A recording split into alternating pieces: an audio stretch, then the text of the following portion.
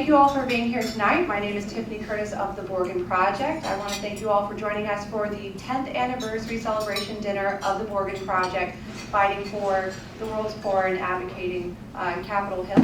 So tonight I'd like to kick off the evening by inviting Jennifer Houston, who is the principal of JHS Consulting and, more importantly, chairwoman of the board of directors of the Borgen Project.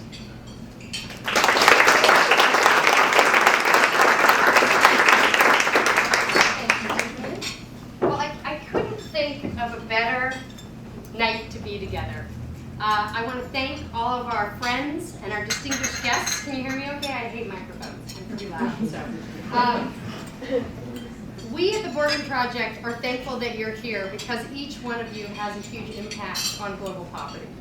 And my story about global poverty actually started years ago at Bellarmine High School, a Jesuit high school in Tacoma, with my friend Garth Conowitz here. And you can't go to a Jesuit school and not get the social justice thing. I don't know if you love them or hate them. It's sort of part of what happens in your education. And then I went on to GW in DC, and I got a degree in international relations.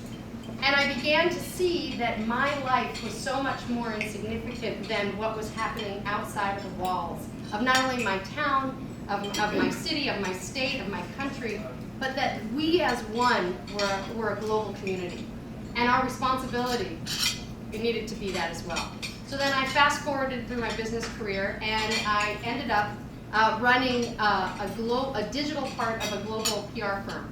And spent a lot of time in Asia, spent a lot of time in India, and I began to see that what I did, the small things that I did in the state of Seattle, the state of Washington, actually had a great impact around the world. And so with that backdrop, I got a call from a student at Harvard, out of the blue. Actually, Amy got the call, my dear friend Amy, and she said, I would like to recruit you to be on the board of the Borgen Project. And I said, I don't know whose Borgen Project is, what do you do? And he said, he spent 15 minutes convincing me that my skills could uniquely help legislators in the United States learn more about how their actions and their voting actions created impact around the world. And so this team of people, this small but mighty, $22,000 last year was the operating budget? Small but mighty team led by Clint Borgen, who I greatly admire, has created a huge amount of influence over the last 10 years, a huge amount of education, and I love the line, it's working to kick the butt of global poverty. And that's why I'm here, and that's why you're here tonight, and we really want to thank you for being here. And so we've got a couple things that we're going to do. We had Congressman Smith was going to join us this evening. He's been a little busy. He didn't expect to have to go back to DC this week. I'm glad he did. I bet you all are as well. And I actually am very thankful that our congressmen and senators had a large job in front of them. And I want to thank, I don't know if his team's here, but thank him for doing. I understand that every Washington congressman and senator all voted in favor. So I'm excited about that. But we are now at a point tonight that we wanted to do a quick video from the congressman. He decided to give us a quick video about his commitment to the Borgen Project and why it's an important project. And then I'm going to introduce my friend Christian Thwaites, who's going to come up and talk us a little bit more about his journey on the Borgen Project as well. So welcome, enjoy yourselves, ask lots of questions, eat lots of great food, and we're thrilled that you're here. And so with that, cue the video. Good evening and congratulations on the 10th anniversary of the Borgen Project. I've had the opportunity to work with Clint and many of your volunteers over the years, and the work you do is incredibly important. Global poverty is the #1 challenge facing the world today.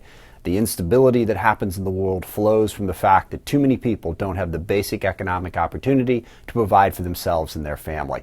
But also too many people in the world are unaware of this challenge, and the Borgen Project is one of the most effective advocacy groups, making people in this country aware of how critical foreign policy should be focused on global poverty. That this issue is one of the biggest drivers in whether or not we have the peaceful and stable world that we all hope for. I apologize. I had hoped to be at the dinner and in person, but as I'm sure you've heard, we've had a few challenges back in Washington, D.C. But whatever those challenges are, I think it's critically important that we remind people that global poverty must continue to be a focus on our foreign policy. We need to reduce global poverty in the world. Even today, we have nearly 3 billion people who live on less than $2 a day. We need to continue to work to bring those numbers down if we're going to have the peaceful and stable world that we all hope to have. And again, the Borgen Project has done a fabulous job of advocacy of making people aware of this critically important issue. I thank you for your great work. I hope you have a terrific evening, and I look forward to working together with all of you going forward in the future, and I appreciate all the things we've been able to do together to this point. Thank you for the chance to say a few words. Have a great evening. Thanks very much for that introduction. And yes, we found each other on Twitter, and it took me about a year to find you because you were separated by one digit from a Deadhead blog, the Grateful Dead blog, which actually well, especially a very eclectic woman, but it was one digit off, and now I'm following you properly, so thank you for that.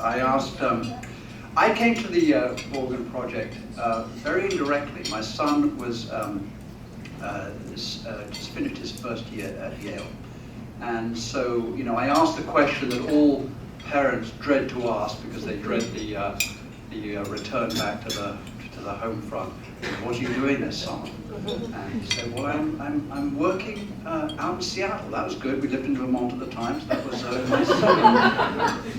Far enough away that it wasn't going to be coming back at weekend. No, I love my son. And he said, I'm working for the Borgen Project. And I said, yeah. And what do they do? I said, they're an advocate for the global poor.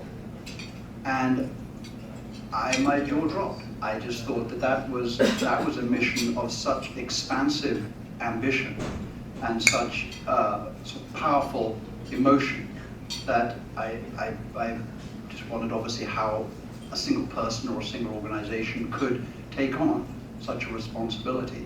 And I learned slowly, because I think what Clint Borgen has done is taken on something which is very big, very large, incredibly important, and it goes way beyond our own boundaries of our own city and state and country, and he's done a phenomenal job. My son then worked for him for 3 months and has ranked and continues to rank Clint as one of the most memorable people he's ever met.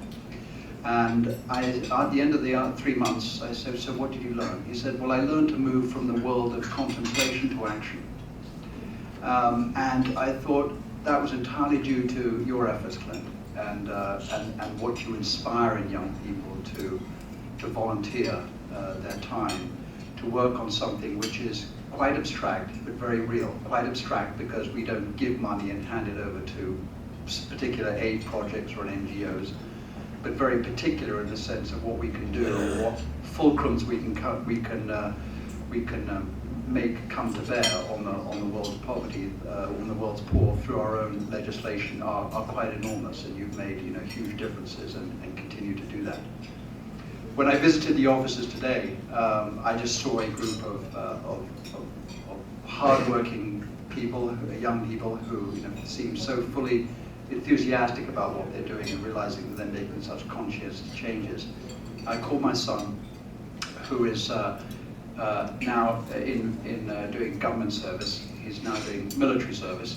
He's in Fort Benning, Georgia, which for those of you that had the experience with the military, like anything beginning with Fort something is in the middle of nowhere. And his security clearance is delayed by the furlough. But that would be a horrible thing to bring up and dwell on for too long, but you don't. But I said, so what did you learn most? And what do you think about it now, 3 years on? And he said, the biggest thing that he felt that he was able to achieve, and still feels able to achieve, is that a small group, an individual can make a difference. And by being part of the lobbying process, the persuasion process, the advocacy process, that more and more people can be aware of just the power of what alleviation of global poverty can do. So, Clint, again, you took a somewhat naive but ambitious and enthusiastic young man and has made him into, I think, someone who will carry this with him for the rest of his life, realizing that the fulcrum can raise the world and make a big difference. And I want to thank you for that. And finally, just to all of the volunteers in the Borgen group, this is a a beginning step to something which I think is going to influence you for the rest of your life, because I hopefully, you'll take this message and carry it out, and all of us continue to sort of work on the political process and on the persuasion process to eliminate global poverty, which is a very large dream and a very large ambition. But we should dream, and it should be well within our grasp. And thank you very much for your help in making that happen.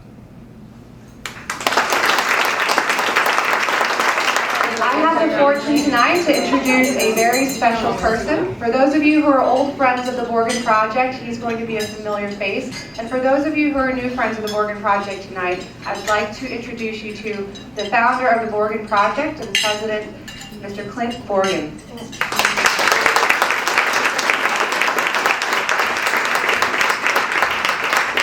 Thank you, Tiffany. I first obviously want to thank everyone for coming tonight. We just, the crowd here is pretty amazing. We're an organization, we highly encourage you to talk to strangers because they're just amazing people in the room. So after we finish up here tonight, I encourage you to kind of walk around and mingle and just interact. And I think you'd be kind of amazed at some of the different backgrounds and some people in the room tonight. So we're very fortunate to have everyone here.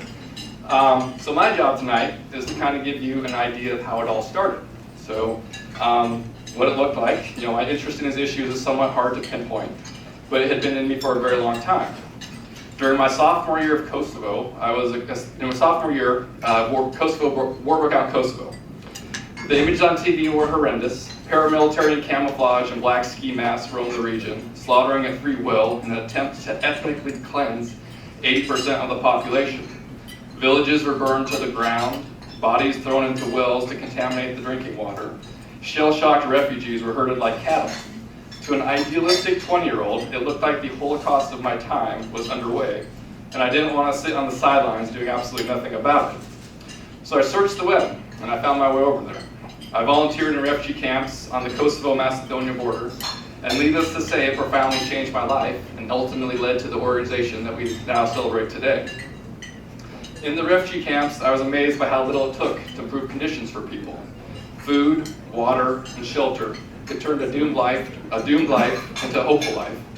I began to realize that as huge as the issue of global poverty can seem, in the end, there is absolutely nothing complicated about improving life for someone who has absolutely nothing. This simple truth forced me to confront another simple truth, and that is that nearly not as much was being done to address these issues as I had assumed. The issues became very personal to me. It was no longer distant strangers on TV experiencing the hardship. It was the people I knew, admired, and interacted with every day. The camps provided a daily window into the injustice and hurdles that so much of the world experiences.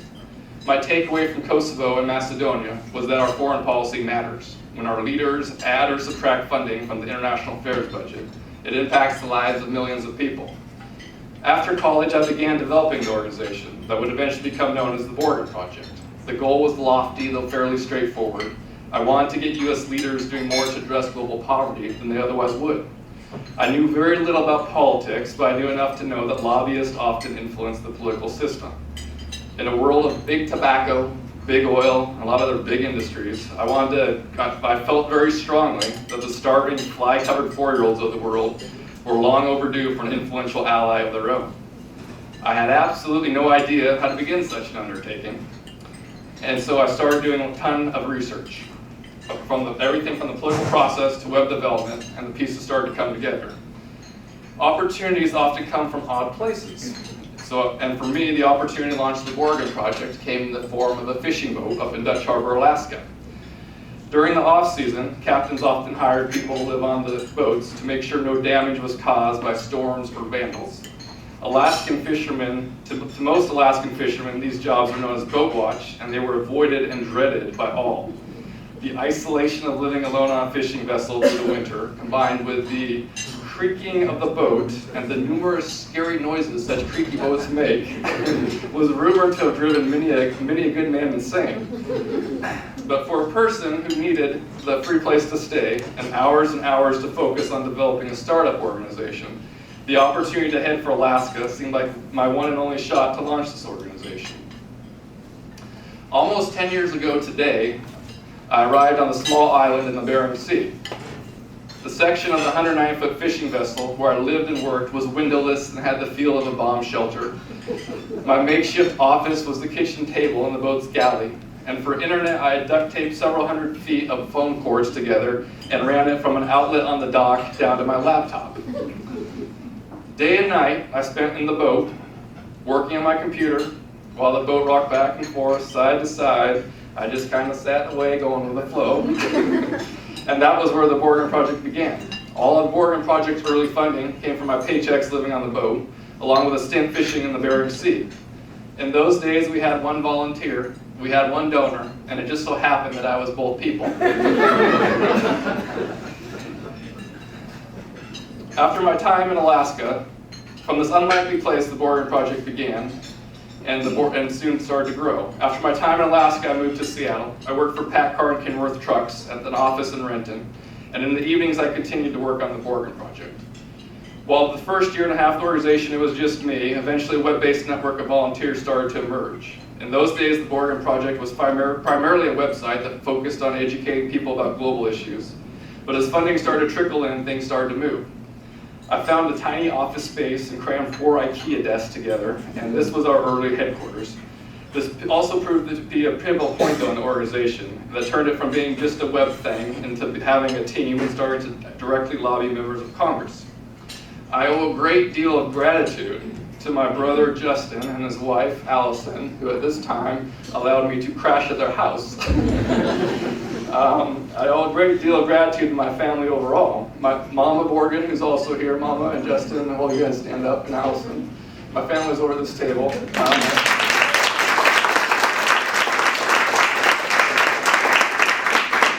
My sister Lacey, who teaches her first grade class how to write letters to Congress. And my girlfriend Kate, who has to put up with me on the computer, still hours and hours, though on admittedly less rocky ground. So eventually I took a position with a startup company in Pioneer Square. And wanting to have the organization close to me where I worked, I posted a few flyers in nearby office buildings. Nonprofit seeks donated office space. Now, as dumb luck or divine intervention would have it, one of those flyers was seen by a gentleman by the name of Demetrius Jokis, who happened to be familiar with the Borgen Project. And though we hadn't met before, it also turned out that he was the son-in-law of Dick Andrew, a family friend and my high school football coach. Demetrius had mentioned the idea of the Borgen Project moving into his boss, Mark Tiernan, and just like that, the Borgen Project had a new home. 6 years ago, Aegis opened their beautiful headquarters to the Borgen Project, and has been an absolute game changer for us. These two Navy veterans have provided the Borgen Project with a launch pad that has allowed us to grow and keep overhead extremely low. Mark and Demetrius, do you guys want to humor me and just stand for a moment to recognize?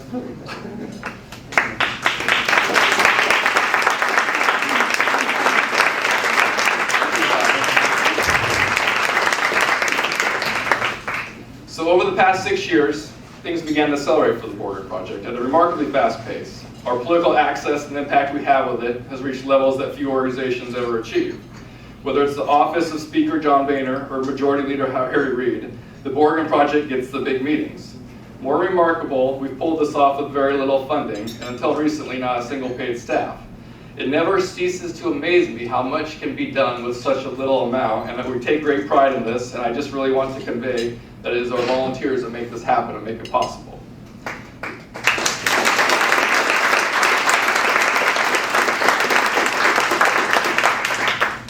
Now, it probably goes without saying, but running the organization without a salary in the past 2 years while keeping myself afloat has taken some creativity. When the startup I was working on took a tumble during the economic downturn, I began working evenings and weekends delivering room service and bussing tables at a nearby hotel. I would head into the Borgen Project in the morning, leave it at 4 for my night job, and come home around midnight. This was my existence for 5 years. My vacation time was used for trips to meet with members of Congress in DC. Whatever pride I took from finding myself in the position to get the big meetings with the powers that be and advocate for legislation that impacts millions of people was always quickly humbled in the evening by my inability to polish the silverware quite to my manager's liking. So there's so many people I need to thank tonight, and more than I could possibly fit into this evening's speech, but I want to hit on a few. One is Jeff and Linda Hendricks, who owned the fishing boat that I worked on, and they've been amazing donors to the Borgen Project over the past 10 years. The other is the Sir Optimus group of Fidalgo Island, who did not know I was going to call them out, but I asked that they please stand as well. So this is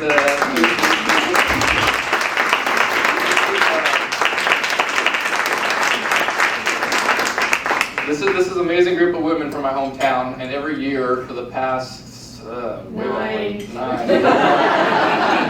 years, they've thrown a fundraiser every year. They put a lot of work into doing this fundraiser, and they donate money to the Borgen Project. And they've probably, of the 600 times I've met with members of Congress and their staff, they've probably covered the expenses of me going back there, at least half of those. So I really, really appreciate the hard work that they do and everything they do. And it's very special to me that you're here tonight.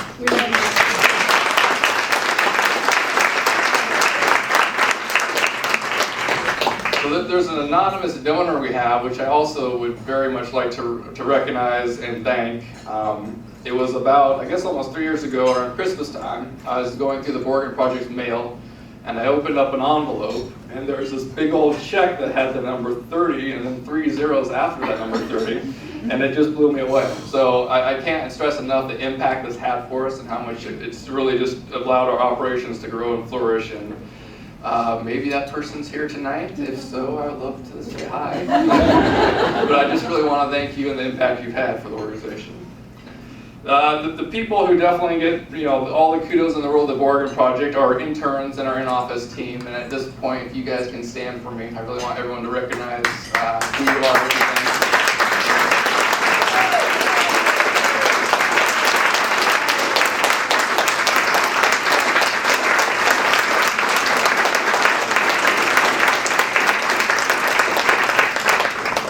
So these are the people who make the magic. I mean, they really are. They're the ones that are implementing the strategies. They're the ones that are recruiting volunteers nationally, and they're the ones that are interviewing volunteers nationally, and they're the ones who've really been able to allow us to build this network of volunteers in over 200 cities now. So I really can't thank you guys enough for all the work you do. I know I'm a boss that's always distracted and not interacting as much as I need to, but I just really want to thank you for all the hard work you put in and the good work you've done. I now have the pleasure to introduce our final speaker of the evening, Don Gerskis. And Don Gerskis is just amazing background. He served as interim CEO of ShoreTel and also led Boost Mobile. In 5 years, he helped take the company from being an idea into doing $1.8 billion in revenue.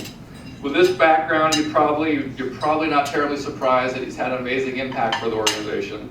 He stepped right in, and just everything you can think of, he's out there making it happen for us. He's meeting with members of Congress. He organized our online fundraiser we did. He's just been an extremely energized go-getter, and he's just added a lot of value to everything we do and giving me a lot of great feedback. So I'm very pleased to welcome my friend Don Gerskis, who flew up here from California today to speak with us. Thanks.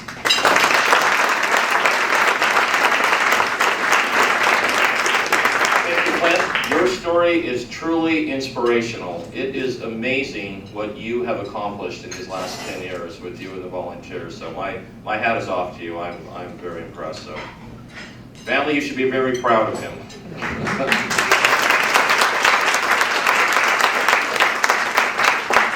I thought that I would just take a couple minutes to talk a little bit about what it is that we do and really try to convey how what we do does matter and use a real life example of what's going on right now, just so you really understand what this is all about. And the subject, which is going on right now, is food aid reform. It's the #1 priority for the Borgen Project right now. And let me just take a minute to just kind of frame what the problem is with food aid reform and what we're trying to do about it. So today, if there is a desire for the U.S. government to give food aid somewhere around the world, what we do is we buy food from U.S. farmers, we put it on U.S. flagged vessels, and we ship it to the appropriate part of the world. And if you think about that, it's not a real efficient or cost-effective way of distributing food to those in need. I mean, a good analogy would be if you had a brother on the other side of the country, and the family's down there in luck, and they need a week's worth of groceries. Are you going to go to your local supermarket and buy a big box of stuff, and then take that big box to the UPS and give it to UPS and ship it across the U.S.? Probably not. You're probably going to wire them money so you don't have to pay the shipping, and they'll get the food quicker. Well, it's the same thing with food aid. So a few months ago, Obama had recommended that there be a change to the way food aid is distributed. There was an amendment put together by actually my Congressman Royce down in Orange County, along with Engel, a Democrat, to go ahead and make a change which would enable half of the food, roughly half the food that is purchased, to be purchased local to the problem area.